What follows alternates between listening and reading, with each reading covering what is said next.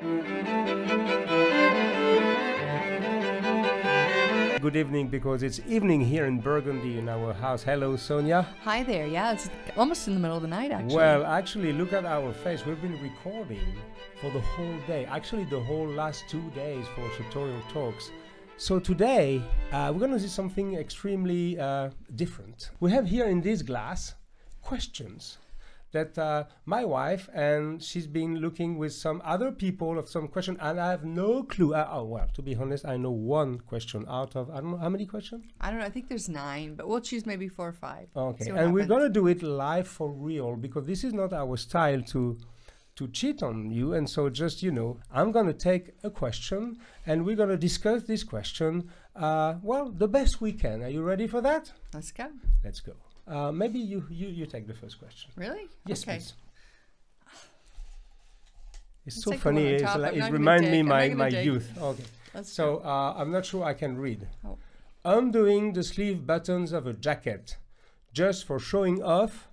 One can afford bespoke or MTM? That's a good question. I suspect. This sounds like a German question. Yeah, it sounds like we have a German guy might have written this. Yes, we have a German. Yeah, because I'm thinking. Can you answer this question? Well, let's read it again. Okay, so it's about undoing the sleeve button. So what do you think about? You know, you have 2 buttons, which is kind of unusual on your, I guess it's a bespoke jacket from Tiffany. What do you think about men who want to unbutton their buttons and maybe roll up their sleeves a little bit? And the second part is comparing bespoke and MTM. So let's go with the sleeve buttons first. Well, let's just check first, see if my button can be undone. Of course it can. It's a bespoke suit. Yes, they can, actually. You can do your... Yeah, I love to do mine like this. Okay, first of all, you have to understand the reason why some buttons are active. We call them active buttons. That is button you can really, for real, unbutton. What's the purpose, first, of an unbutton button? Because people, they now take this as a kind of a aesthetic thing. But back in the years, it was absolutely not an aesthetic thing, because many, if not all, the garments were tailored by hand. And so the buttonholes were made by hand. And so by definition, the buttonholes were active. And you know why people will do active buttonholes? It's so simple to understand. Everything has an explanation in life, right? And the explanation is easy. When you were in a gentleman club in Great Britain, when people want to go to the toilets and then they wanted to wash their hand, and they didn't want, when they were specifically in white tie or black tie jacket, they didn't want to have the time to remove their jacket, so they were just doing unbutton and doing this, not to put water on their sleeve. It's so easy to understand. That's so strange, because I always heard the story that it was doctors and surgeons before aseptic presentation was important. Yeah. If you know what that is, it's just trying to prevent infections in patients. And the doctors and surgeons, you know, aseptic presentation? Yeah, I know what it is. Even in France, we know. I'm not sure, but okay, maybe you do.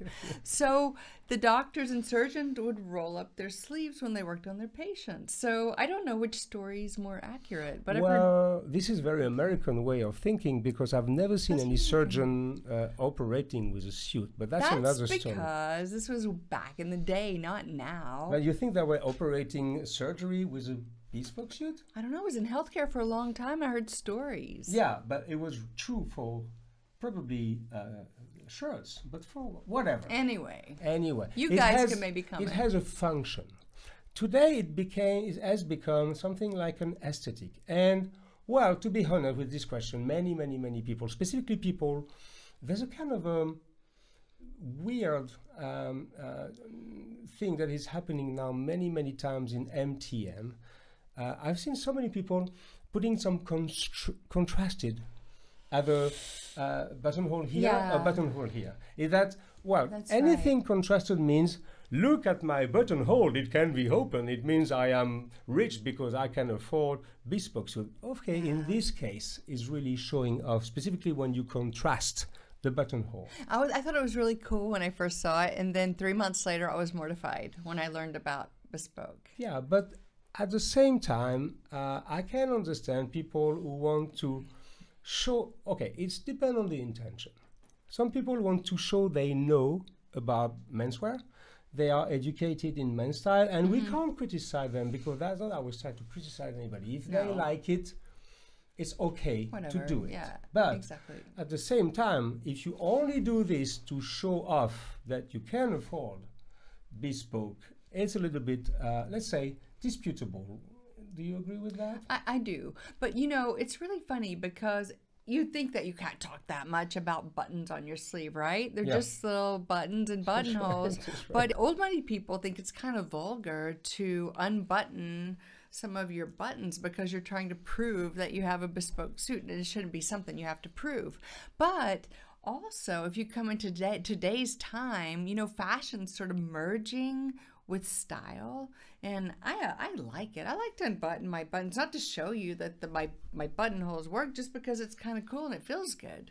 You know, and it's a little sporty. I like to add a little sporty touch into the bespoke arena. It's just fun. Well, I agree with you. Actually, normally I have my one button unbuttoned, and that it's very unusual for me to have the two buttons buttoned. So I would add one last thing about this question is that, okay, just don't overplay it.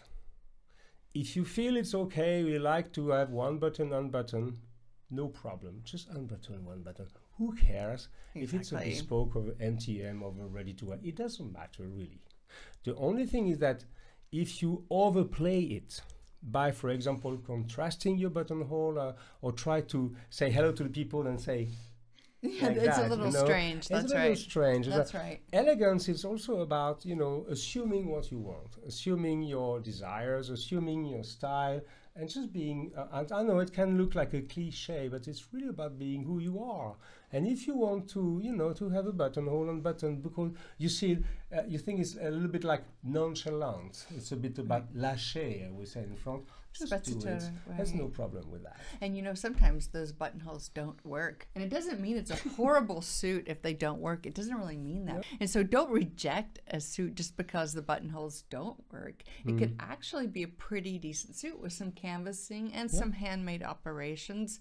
So don't judge too fast. So it means you don't play your life with your buttonhole. That makes sense. You can just be yourself, whether your buttonhole works or not. Let's do another question. Can I do it? I'm with my innocent right hand. Quit bragging about your innocent hand. We do this. I hope I'm going to win the grand prize. So, you read this one. I read the last one. Okay, so I read this one. Okay, you read that one. Subject. What would you like to master? Oh, you have to take this one. What would you like to master in the sartorial world? Oh, what would I like to master in the sartorial world? Well, that's a very interesting question. Well, what would I like to master in the sartorial world? I've never heard you speak without words. Well, no, I mean, there's so many things I would like to master because people think, okay, well, Hugo Jacomet and Sonya Glyn, Parisian gentleman, 12 years in the sartorial world, a blog and YouTube channel and Instagram and Facebook and 3 books with multiple re-edition, and we are looked upon as experts. As this we knew everything about style. That's right. Well, I have a secret for you. We don't know everything at all. We just love it. We love to talk about it. We love to share what we know, but we don't know everything. There's many, many things we don't master. For example, I don't master tie knots. I know how to do a 4-in-hand because there's a basic of basics. But apart from that, I can say today I'm still pretty much unable to do a full window. Not because I'm unable to do it, because I don't like it. So I didn't bother to learn it. My favorite one is a old Bertie, which is kind of a half Windsor with a twist. So, and this is the only one I knew for years. I would love to master. You would love to master what? Tie knots. Are you serious? No, I'm not. No, but that wasn't the question. The question wasn't what have you not mastered. The question was what would you like to master? Well, I would like to master the way to tailor a jacket. When you look at what a tailor is doing on real tailoring, like Maestro Cifonelli, Maestro Panico, Maestro Sexton, Maestro Liverano, Maestro, Pirozzi, maestro, even the Michael Brown, Joe Morgan, David Taub, all these people we admire. It remains extremely esoteric for me to understand how they craft these jackets. How I've seen Lorenzo Cifonelli drawing with a paper, a craft paper, just with a piece of measurement. Is 10 minutes. He's just drawing like that, a jacket on a craft paper. That's very impressive. And I have to ask you, do you understand when the tailor rips your sleeve off, you know, during the second finish? You really understand that? Not really, but okay. Some of them are putting a lot of drama on that. Panico love to do this, like, you know, because that second fitting, they're really... Because they're marking it, and then they're ripping it. Exactly, because the sleeve is not real. And so, yes, I would like to master more the technique of tailoring and of cutting, but there's something which you may not know, is that there's not one technique, but there's as many techniques as you have tailors. That's right. I give you an example. Some people like Lorenzo Cifonelli, they cut with real fabric. They don't bother to go through a canvas first, you know, like a fake fabric, but they directly draw on the craft paper, and then they cut directly the fabric, and then they do the basting. Because a lot of tailors will use an inexpensive fabric and make the first try. Yeah. And then once they understand the dimensions, they'll go to the actual fabric, which can be quite expensive, and start again. Yeah, because they're not totally sure of themselves, which is okay. Right. But for example, let's take Augusto Caraceni, the one of the most iconic tailoring house in the world. You know how they do that? They draw the pattern on a, how do you call it, a pool? You know this green carpet you play pool? Pull on, yeah, the felt, it's felt. And they draw on the carpet, and when they're not happy, they don't do this. Sorry for the sound. And the shark is going away, and they can redo it, and then from this, they make a pattern. This is very strange. It is. Some people draw directly on the fabric. Pino Peluzzo is drawing on the fabric. That's right. Cifonelli is drawing on the craft paper. Caraceni drawing on this how do you say? It just felt carpet. Fabric. Fabric. So there's no one technique, but I would like to master more the way a suit is crafted. But you know what? When I said that, on one hand, I would like to master it more, but on the other hand, I like not to know it very well because it remains esoteric for me. I understand that. I'm a technical person, so I wouldn't mind spending 3 or 4 days with the tailor. And you mean 3 or 4 years? Well, no, that would take too long. I just want a little. I just want the gist of the matter. No, but I mean to master it, takes probably 3 or 4 lives. I just want a good grip on it. So, okay, let's go to the next question. Okay, go to the next one. I'll draw the next one. So let's take the one. Oh, you take the one on the top. Okay, fine. I'll take this one. I hope. Oh, maybe we have to take this one also that'll be for next. later. Okay. Maybe we won the grand prize. We never know. So Austria, 12 points. I don't even want to know what you're talking about. What is the importance of the shoes? That's for you. Oh, well. When I hear that question, I think of our dentist from Chile, who was quite an accomplished man. In fact, he taught implantology of the teeth to dentists in Paris. And we met him on a plane one time. Yeah. And his name is Eduardo Man. Eduardo Man in Chile, yes. And I was just kind of sneaking a peek over at his computer. I normally don't do that, but it was a lot of weird teeth pictures, and I couldn't help but see them. Anyway, I ended up talking to him, which I usually don't do on a plane, but we decided that he would be our dentist after we talked to him. Anyway, we brought him to Paris, and he visited Alton. It was Alton? Alton. Yeah, Alton. And he kind of was just dressed down, you know, like a lot of people in their late 30s. And he got a new pair of shoes at Alton, and wow, he was just in jeans and some kind of sports shirt. I mean, he put those shoes on, and it totally transformed him. And I was shocked because I thought, how can just a pair of shoes do that for a guy? Yeah. And since that time, I've been sold on the power of a good pair of shoes. Shoes are the foundation of style. You can have the best suit in, you can have the best shirt in the world, you can have the most expensive Vigonia suit cut by the best tailor in the world. If you have a pair of crappy shoes, you will look like nothing. Well, that's true. It's a foundation. If you have a good pair of shoes, then from this you can build a style, and not the other way around. You know what's really weird? You know how you hear the hairdressers are always the ones that don't have the nice hair? Well, it's not exactly the same, but the bespoke tailors are usually the ones that have the really bad shoes. Isn't that strange? Well, in French we say, c'est toujours le cordonnier le plus mal chaussé in French. It's always the cordwainer which has the worst shoes. Oh, I didn't know that. Yeah, I mean, it's a saying. Well, the answer to this question is no, it's non-negotiable. If you want to amp up your game, if you want to really work on your style, you have to start with a good pair of shoes. No matter if you have a suit or not, no matter if you wear jeans, no matter if you wear sweatpants, no matter if you have whatever you wear, please buy yourself decent shoes and maintain them. Because believe me, it can change your life. Not only aesthetically, first of all, in terms of comfort, because having good shoes every day change your life in terms of comfort. In terms of confidence, when you are good shoes, you are a different person. And also in terms of aesthetics, because when you have shoes you're proud of, whether they can be casual shoes, they can be ankle boots, they can be boots, rugged boots even. You know, these boots you can wear for countryside and outside activity. It doesn't matter. But when they are beautiful and well maintained, it changes everything. You know why? Because it changes even your posture, the way you present yourself, the way you stand.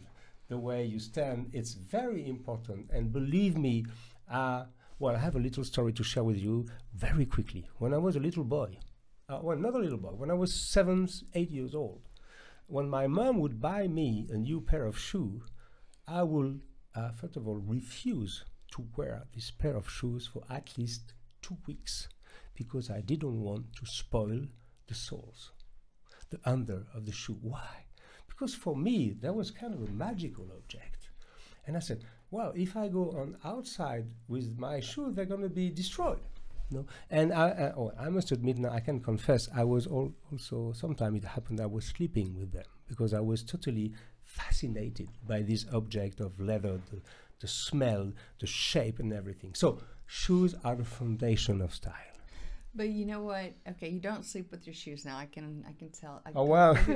But well, you do actually wait to try your shoe, to wear your shoes out for a few weeks, even today, because you're really kind of have a terror of scraping the bottoms. But you said something about maintaining your shoes, and I can say Hugo is probably the most fastidious person I could imagine in terms of when he takes his shoe off every night, the shoe trees go directly in the shoes. And he's trying to train me after all these years, and I'm about 80%. But when I miss the mark, he's not happy. So I think putting those shoe trees in there is really creating a longevity of the object. Well, actually, it's really important. Yeah, it's fundamental, but the truth of it, my friends, if you don't have the means to have one pair of shoe trees for each pair of shoes, listen to the truth. You have to put the shoe trees, the trees, the wood has one property, is to swallow the sweat. You see, when you've been how do you say transpirer? When you did sweating, yes, that's right, in your shoes, because even if you don't feel it, you sweat in your shoes. The first 30 minutes when you remove your shoes are critical. So if you only have, let's say, one pair of shoe trees for 3 pair of shoes, it doesn't really matter. It's the first hour which is critical. So you remove your shoe, immediately you put your shoe tree, which are most of the time in cedar, so they can really dry your shoes, and after 1 hour you can remove them. It doesn't change anything. It's a secret. Well, it's better to have one pair of shoe tree for each pair of shoes, because it's you have perfect shape. But still, if you can't afford that, you can still have one pair for let's say 2 or 3 shoes. It's enough. dig in there and get another one. Oh, this one on the top? I don't know. Just surprise me. I just asked our team, are we still on time? We still continue? We are at 23 minutes. Oh, let's Okay, start let's the go. last question. Yes. So, how did you become a man-style reference? I think it's for you, darling. Explain to us. I will give you my take on that. You don't like this question, I know. Well, I mean, I really don't even know what I'm going to say. I just, I was in science for a long time, and I became a technical writer after that, and I wrote, I did personal commissions for people, and one day I saw him on Twitter and asked him if he wanted me to write about style from a woman's perspective. He said yes, so I started doing it, and I really put everything into what I do, no matter what it is. It's like an actor who is going to play somebody who's poor, and he actually starves himself for real to play the scene. Well, in my scenario, I decided if I'm going to write about men's style, I'm definitely going to experience it to the nth degree. And so when I did, I liked it a little more than I thought I would. So I really started to immerse myself in Bespoke. And I don't know if I'd call myself a reference, but I can say I know it from A to Z. Maybe well, most of the letters. Yes. I might miss the P and the Q and maybe the R, but I know a lot about Bespoke. And so maybe just based on my knowledge and my what do you say, more the spiritual aspect or the sensory aspect, I think that people can see that and pick up on that intuitively, and I just want to hear sometimes what I have to say. I think it's pretty basic. Well, I have something to say about that, which is very important, and I want to say it once for all. First of all, Sonya is probably one of the most knowledgeable women on the subject of men's style in the world, and everybody knows that. I mean, in our community, there are very few women who are speaking about men's style. But I want to add something which is, for me, extremely important. When men are references in women's style, like most of the stylists who have been shaping women's style since decades, Yves Saint Laurent and Christian Dior and all these people, nobody asked the question why men are references in women's style. But when a woman like Sonya becomes a reference in men's style, people are asking, what, a woman giving me advice on men's style? Isn't it a little bit machist? Isn't it a little bit kind of a old-fashioned way of looking at things? I think it's a little bit because wives tell their husbands what to wear. You mean like this well, way? Not only, but I mean, nobody cared that Yves Saint Laurent and Christian Dior and Karl Lagerfeld and all these men were reference for women. Nobody get offended that a man is become a reference on women's fashion, but everybody is asking why a woman can advise men how to dress. You have to admit that only maybe 10% say that. Most 90% are like, yeah, this is great, I like it. Who is looking the more how men are stylish, are attractive, are giving the best of themselves? Women. Come on, open your eyes, man. It's so easy to understand. And when a woman like Sonya, she's my wife, I'm a very fortunate man. She really, I live with her. I was about to say I know her. I mean, I live with her 24/7 pretty much. We travel together, we study together, we write together, we broadcast together, we record together, we do everything together. We eat together, we drink together, we study wine together even.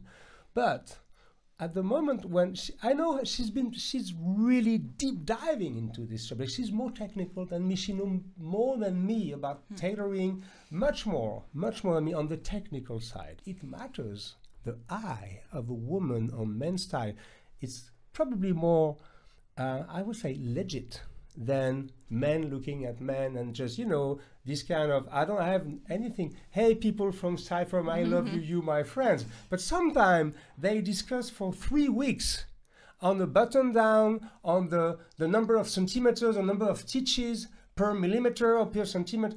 Who cares? What is very important is what you project as an image and what you say with style. And a woman and specifically a woman like Sonya, she's very knowledgeable on the subject. She's a fantastic advisor for you all. Well, that's very kind. In your way, you say you don't know a lot about the technical aspects of things, but what you know is the sensory part of it, and you see the big picture, and you bring that together for people, and you move people emotionally, and I think that's kind of missing in this arena, so I think you fulfill that need. Okay, so we're going to stop here because our team is becoming nervous about the battery. You know, in production, it's not about the lenses, it's not about the equipment, it's about the batteries most of the time, and the batteries and the SD cards also, because we are very talkative. I'm very tired tonight. I have no idea to which camera to look at. It doesn't matter really. Thank you so much, my friend. See you for the next episode of our Sartorial Talk show. And as we always finish our shows tonight, we're going to say to you, cheers.